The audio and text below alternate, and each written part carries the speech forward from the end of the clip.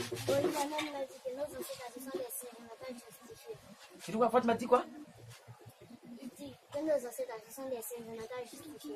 Ton maître dit que nos ancêtres sont des singes. Et il nous demande de justifier. C'est ton maître qui a dit ça. Tu sais, je vais te dire quelque chose. Si ton maître dit que nos ancêtres sont des singes, c'est que lui-même c'est un gorille. Parce que ce que je sais, au commencement, Dieu créa l'homme et la femme. Tout le monde sait. D'abord, Dieu créa l'homme. Dieu créa l'homme. Ensuite, il créa la femme. La femme. Mais ton maître dit que nos ancêtres sont des singes. C'est ton maître qui a dit. Ce n'est pas toi qui as dit, ce n'est pas moi qui ai dit, ce ne sont pas tes parents qui ont dit. C'est le maître qui a ouvert la bouche pour dire que nos ancêtres sont des singes. Oh, nous savons que normalement, Dieu créa l'homme et la femme. Donc l'homme et la femme sont nos ancêtres. Mais ton maître dit le contraire. La question qu'il faut se poser, c'est pourquoi le maître a dit ça, c'est cela. Répète, pourquoi le maître a dit ça? Pourquoi le maître a dit ça? Ok. Pourquoi? Pourquoi? Point d'interrogation. Ok. On va prendre le maître. Le maître. Le maître. Dis-moi, ton maître, il est beau ou il est vilain? Il est beau. Il est beau. Il est un peu beau ou bien il est beau? Il est un peu beau. Il est un peu beau. Oh! Quand quelqu'un est un peu beau, c'est la moitié de beau. Ça veut dire que s'il est un peu beau, c'est qu'il est aussi un peu vilain. Donc on peut dire qu'il est vilain comme il est beau. Donc le maître est vilain. Il est vilain. Ok, dis-moi ton maître. Il a un petit nez ou bien un gros nez? Un petit nez. Un petit nez. Petit nez. Il a un petit nez. On a noté d'abord. Maintenant ton maître, il a des poils sur ses mollets. Sur ses pieds, il a des poils. Tu n'as jamais vu. Mais moi je vais te dire qu'il a des poils sur ses pieds. Il a des poils sur ses pieds. Ça veut dire qu'il est velu. Le maître est velu. Il est velu. Ok. Ça c'est le maître.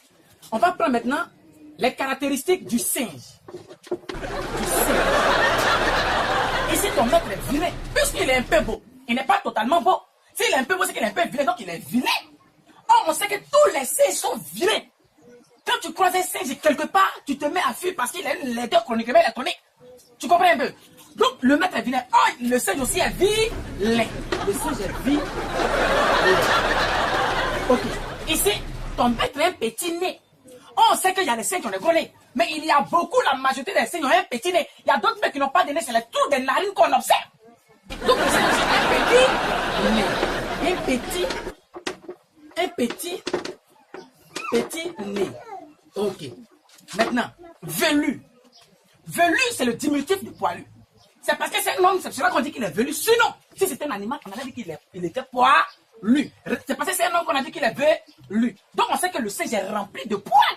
Il a des poils dans ses narines, dans ses oreilles, même dans ses yeux, il y a des poils. Oh, ici, on va voir le même aussi a des poils. Oh, le singe aussi, il a des poils. Poils. Ok. Maintenant, quand on regarde les deux, on remarque que le singe, le maître a les mêmes caractéristiques que le singe. Raison pour laquelle le maître dit que nos ancêtres sont des singes. Or, réellement, quand on parle d'ancêtres, ce sont des personnes qui ont vécu. Pourquoi est-ce que les singes ne se transforment pas pour devenir des hommes? Ils sont toujours des singes. Tu comprends? Donc, si tu vas à l'école, tu dis au maître, tu dis, monsieur, mon maître dit, pour justifier la réponse, cela dépend de chaque individu qui existe sur la terre. Chacun a son ancêtre. Point. T'as compris?